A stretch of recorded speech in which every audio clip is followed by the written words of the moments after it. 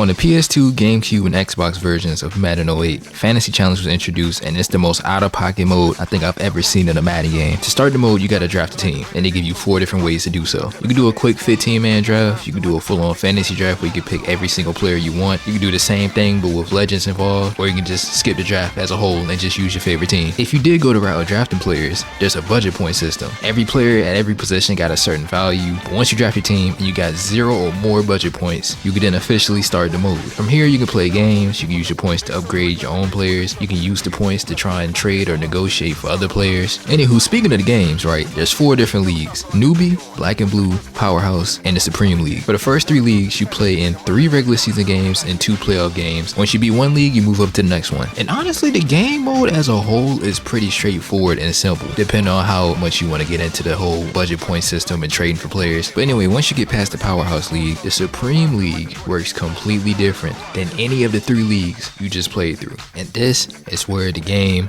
becomes a fever dream.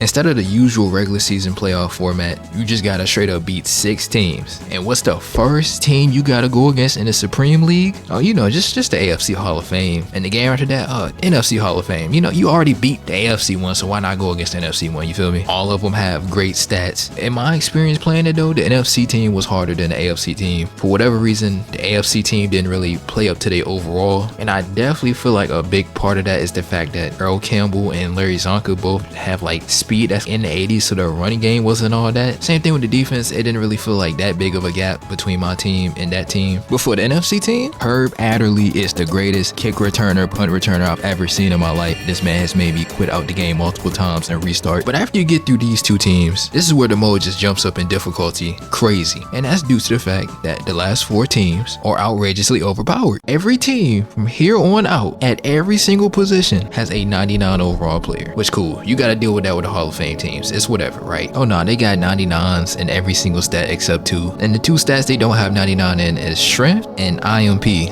99 speed, 99 catching, 99 break tackle, 99 blocking, 99 tackling. Bro, up until this point, I was playing the game mode on all pro difficulty. Mainly because I'm not good with the QB vision cone. I'ma just keep it a stack. It automatically turns on all-madden. But yeah, these next teams cooked me to the point where I had to drop the difficulty lower and lower.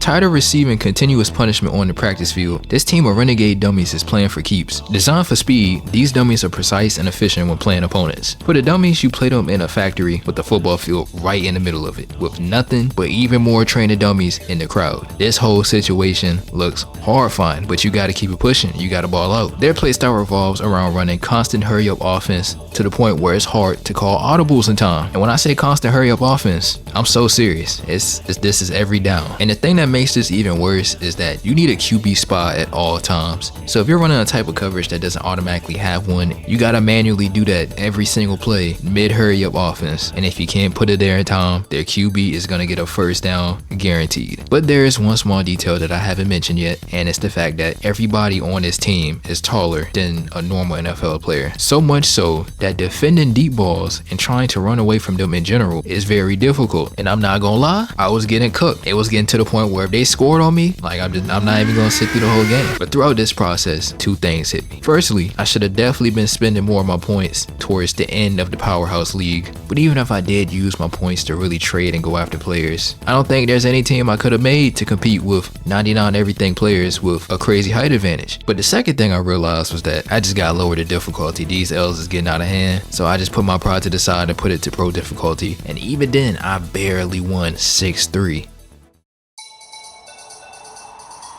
The Glaciers are an Arctic team who've perfected the art of stealth and incorporated it into their game. Keep an eye on their players, you never know when they might disappear right in front of you. For the Glaciers, the players themselves are normal sized players thankfully, but they're translucent, so they blend in with the field 24/7. Which sounds crazy enough, almost unfair, but what if I told you that at any point in time, mid-play, they can fully disappear. At any point in time, you can be tackled by a fully invisible defender. Running the ball against them is a gamble because any hole that's created created for your running back can be a 5-yard gain, or you running straight into a hit stick. Throwing the ball isn't really that much better because they start disappearing while your receiver is mid-route. It's hard to tell how much separation they really have. And once again, once you do catch the ball, you're not too sure if you're in open space or if you're about to get smacked. Now, when it comes to defense against this team, I don't know what to tell you, bruh. The team can legitimately be broken at times because the ball carriers plus half the team can go invisible all at once. So you can imagine how bad kickoffs are. It got to the point where I just started doing onside kicks. Once they get rolling though, I just pick cover 3 or 2-man under and use the D-line. There's no point in using the middle linebacker if players just gonna be disappearing anyway, so I don't really know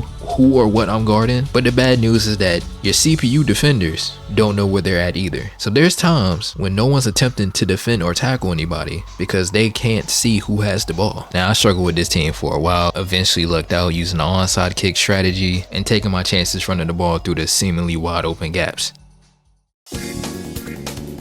Hailing from the newly discovered continent of Atlantis, the Tridents are a giant, hard-hitting, warrior-like team. Their increased size allows them to deal punishing blows and break tackles easily. Yeah, I had to lower the difficulty for rookie on this one. They're tripping. As you can see on the screen, these players are twice the height and weight of yours. And it's crazy because I thought the dummies and the glaciers were already bad matchups, but then it somehow got worse. Deep balls down the field? Don't even think about it. It should be your absolute last resort. If you see them commit to a run and you catch them lacking, maybe go for it. I got lucky with Vernon Davis on a streak route and was able to score like that. But throwing down the field for them, it don't matter what route they on. If that ball gets lobbed up into the air, it's getting aggressive, caught Madden 16 style. You better pray for a good hit or like 2 to 3 defenders. Yeah, this team, they gonna hit stick you, they gonna break mad tackles, they gonna moss you, all of that. Overall, they're an even more extreme version of the dummies, except they don't spam hurry up offense.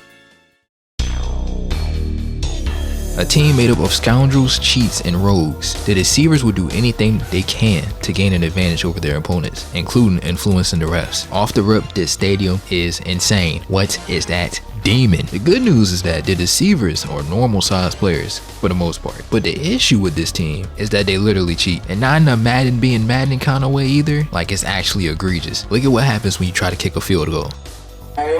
Now look at what happens when they kick a field goal against you.